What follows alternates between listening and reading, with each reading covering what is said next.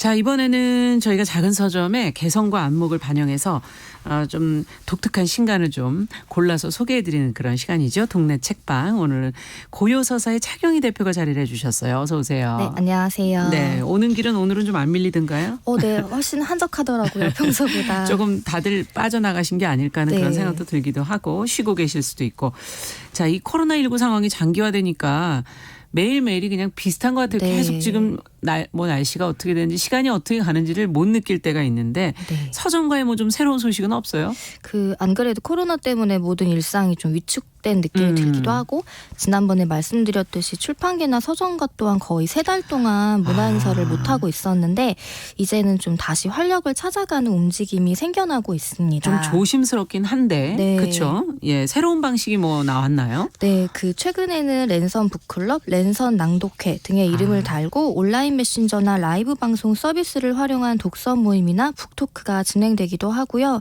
작가와 독자가 실제로 만나는 행사를 진행하더라도 일정 거리를 두고 앉을 수 있게 최소한의 참가자들이 마스크를 쓰고 대화를 나눈다거나 아니면 아예 넓은 야외에서 무대와 좀 멀리 떨어지는 식으로 진행되는 행사들이 기획되고 있습니다. 어쩌면 좀 적응이 빠른 한국 사회의 특징이 이런 문화 행사에도 예. 좀 드러나는 것 같은데요.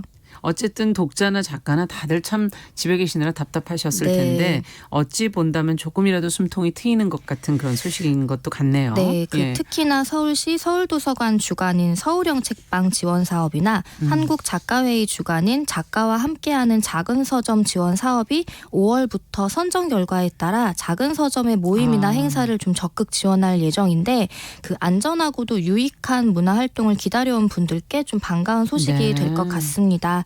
서울형 책방 문화 프로그램 지원에는 벌써 이제 60여 곳 서점이 선정이 됐고요. 아마 5월 연휴가 지난 이후에는 어떤 서점에서 프로그램이 마련될지 좀 서울도서관 홈페이지 등을 통해 알아보실 수 있을 것 같습니다. 네, 코로나 시대에 맞춘 새로운 시도가 되지 않을까 하는 예상이 네, 되는데요. 그렇습니다. 자, 그렇다면 오늘은 어떤 문학 신간을 저희가 좀 들여다볼까요? 네, 오늘이 마침 또 4월의 마지막 날인데요. 네. 이번에 소개해드릴 책은 좀 4월의 사회적인 분위기와도 맞는 것 같고 또 다가올 가족의 달인 5월에도 잘 맞을 것 같다는 이제 개인적인 생각이 듭니다. 영국 작가 맥스 포터의 슬픔은 날개 달린 것이라는 소설인데요. 예. 어느 날 갑자기 아내이자 엄마를 잃은 한 가족의 이야기를 담고 있습니다. 이 남편과 두 아이가 깊은 슬픔과 상실감을 어떻게 받아들이는지 몇 년 동안의 시간을 압축적으로 전달하는데요. 그런데 이 소설은 다루는 주제나 줄거리 외에 독특한 점이 많습니다. 일단 제목부터가 그렇습니다. 제목부터가 슬픔은 날개 달린 것. 네. 뭔가 날아간다는 얘기인가? 근데 이거 날개 달린 거 이건 어디서 많이 들은 말 같기도 네, 하고. 그렇죠. 어쩌면 제목을 듣자마자 어떤 시 구절을 단번에 떠올린 분들도 계실 수 있을 것 예. 같은데요. 에밀리 디킨슨이라는 이제 시인이 남긴 유명한 시 희망은 날개 달린 것에서 가져온 제목이라고 합니다. 조금 바꾼 거군요. 네, 예. 책 뒤쪽에 실린 옴기니의 말을 읽어보니까 작가 맥스 포터가 에밀리 디킨슨의 굉장한 팬이라고 해요. 그래서 그런지 제목도 그의 시를 변용해서 지었고 이 소설이 또 시작하기 전에 에밀리 디킨슨의 또 다른 시 사랑은 이 세상의 모든 것을 인용하고 있습니다. 그런데 재밌는 거는 이제 그냥 인용하는 게 아니라 시의 주요 단어인 사랑, 짐, 바퀴자국 등에 이렇게 선을 가로로 긋고는 전부 까마귀라고 덧대어 쓰는 식으로 인용을 했는데 저는 지금 네. 가져오신 차경희 대표 고친 줄 알았어요. 실제로 이제 손글씨처럼 표현이 손글씨처럼 돼 돼 있죠. 있어요. 네, 예. 근데 이 까마귀가 이 책의 두 번째 독특한 점이기도 합니다. 아니, 그러니까 원래는 사랑은 이 세상의 모든 네. 것 이렇게 시작하는 시인데 까마귀는 이 세상의 모든 것 이렇게 바꿔놨어요. 다 까마귀라는 단어를 넣어서 아니 왜 시를. 하필이면 사랑에다가 까마귀를 갖다 네. 넣어놨을까? 좀 생뚱맞죠. 예. 그런데 정말 이 소설에 까마귀가 주요한 캐릭터로 등장을 합니다. 까마귀가? 네, 이 소설은 챕터 자체가 3개로 나뉘기도 하지만 예. 아빠, 아이들, 까마귀 이렇게 3 캐릭터들의 입장에서 번갈아가며 소설이 전개되는데요. 아내를 떠나보내고 그러니까 장례를 치르고 4, 5일 정도 지난 어느 날 이제는 이제 남편이 아니라 오로지 아빠로 살아야 하는 한 남자가 초인종 소리를 듣고 문을 엽니다. 이제 어떤 이웃이 위로하려고 방문했겠거니 생각을 했는데 네. 이 남자 앞에 거대한 까마귀가 나타나는데요. 남자는 이 까마귀에게 사로잡힌 뒤에 이제 기절을 하고 이후부터 이 아빠와 아이들이 까마귀와 늘 함께 지내게 되는 좀 까마귀와 네, 기이한 이야기가 전개가 되는데요. 어. 이게 마치 너무 슬픔에 빠진 사람이 환영을 보는 것 같은 그런 식으로 느껴질 수도 있고, 근데 이제 어쨌든 여기에 등장하는 까마귀가 굉장히 괴팍한 성격인데 아이들에게는 좀 기묘한 이야기 같은 걸 들려주기도 하고, 아빠와는 아내의 죽음에 대한 이야기를 나누려고 하는 등 좀 이 가족에게 큰 영향을 미치는 존재로 등장을 합니다. 이 아내이자 엄마를 잃은 뒤에 큰 상실감에 빠진 이들 가족에게 나타난 거대한 까마귀는 다시 한번 제목과 연결 지어보면 알 수 있듯이 큰 슬픔을 상징하는 존재, 그러니까 날개 달린 존재가 어쩌면 까마귀와 이제 빗대어 이제 여기서 다뤄지는 것처럼 느껴지기도 합니다. 아, 사실 까마귀 우리에게는 좀 어떻게 보면 흉조 네, 맞아요. 이렇게 슬픔하고 연결될 수도 있고 슬픔보단 죽음에 좀 가까운 네. 그런 이미지가 아닌가 그런 생각이 네, 드는데 맞습니다. 슬픔은 날개 달린 것. 네. 그게 그러니까 슬픔이라는 게 날개 달린 까마귀? 네, 그렇기도 하고 이게 그 날아갈 수도 있는 존재이기도 하고 뭐 여러 가지 의미가 있는 것 같아요. 아마 읽는 분들에 따라 다르게 이걸 해석을 어떻게 할 이제 수도 있는데 내용에 따라도 달라지겠죠. 네, 근데 이 사실 까마귀가 우리나라에서는 흉조의 의미이지만 뭐 일본에서는 길조라고 듣기도 했고 이 까마귀가 동서양에서 좀 다양한 의미를 지닌 존재로 여러 가지 이제 뭐 예술 작품에 등장하기도 하고 그랬는데요. 예. 특히나 이 소설은 그 다양한 전설이나 우화를 바탕으로 까마귀의 캐릭터성을 좀 더 살리기도 하고, 주요 인물 중 하나인 남성, 즉 이 아빠가 연구자이기도 하고 팬이기도 한 시인 테드 휴스가 남긴 까마귀라는 연작 시집에 기대서 만든 캐릭터이기도 합니다. 네. 이 작가가 에밀리 디킨슨의 굉장한 팬이기도 하지만 테드 휴스의 까마귀라는 시집에 굉장히 매혹이 되어서 이 작품과 관련된 책들을 정말 많이 찾아 읽었다고 하는데요. 그러니까 문학 작품 속에서의 패러디 네, 같은 것들이 또 맞습니다. 이 작품 안에 들어가는 거군요. 네, 근데 그 문학 작품을 모르더라도 각주가 되게 친절하게 설명되어 있어서 소설을 읽는 데 큰 문제는 없고요.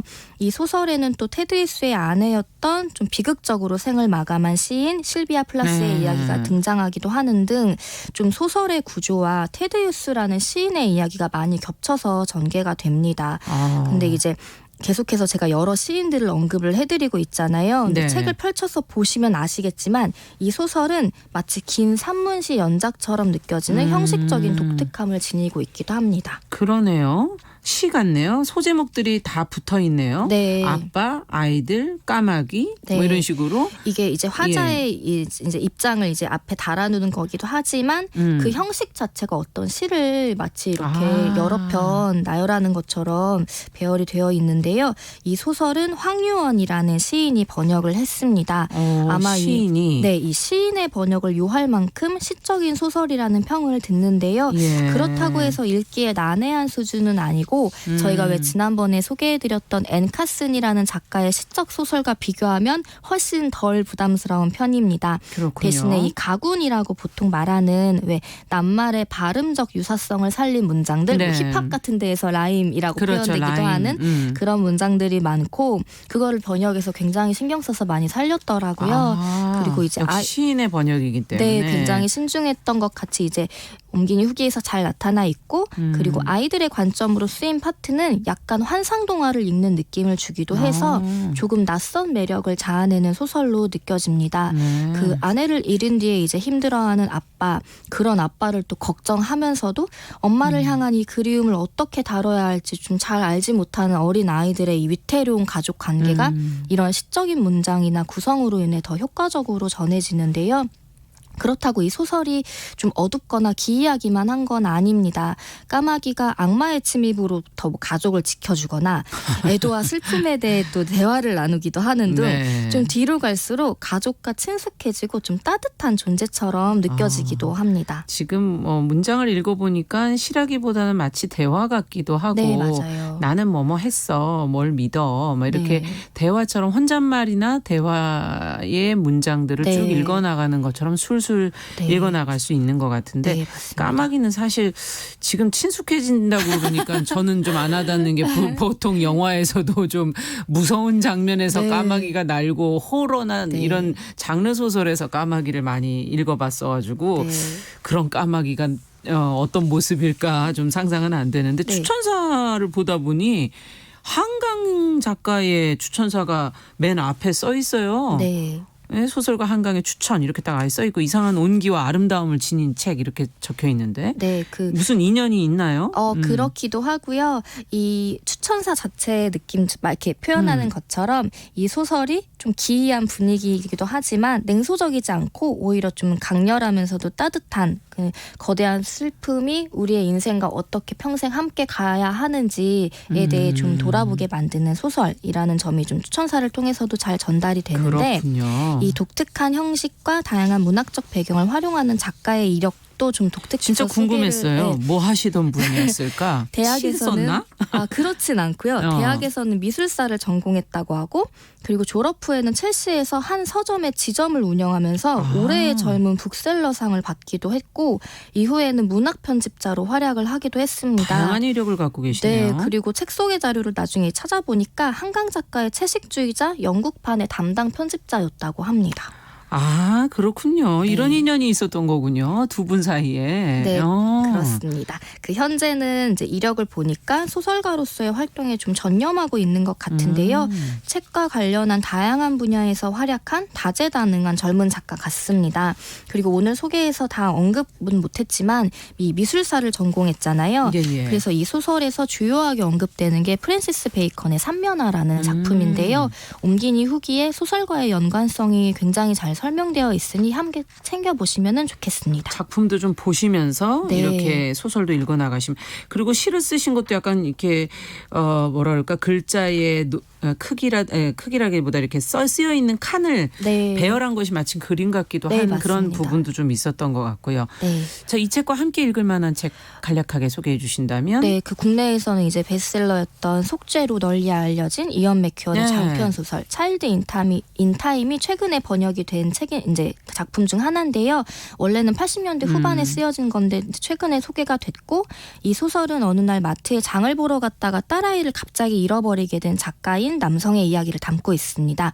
이 슬픔은 날개 달린 것과 비슷하게 가족의 상실에 대해 다루지만 일상의 결을 조금 더 세심하게 다루기도 하고 스타일이 전혀 다른 소설이라서 연달아 이제 저도 재미있게 읽고 있는 중인데요. 함께 읽어보시면 이 두 소설이 전달하는 메시지가 좀 더 그러네요. 확실히 이해할 수 있지 않을까 헤어짐, 합니다. 상실, 이별에 대해서 한번 생각해보는 네. 그런 시간이 될 것 같네요.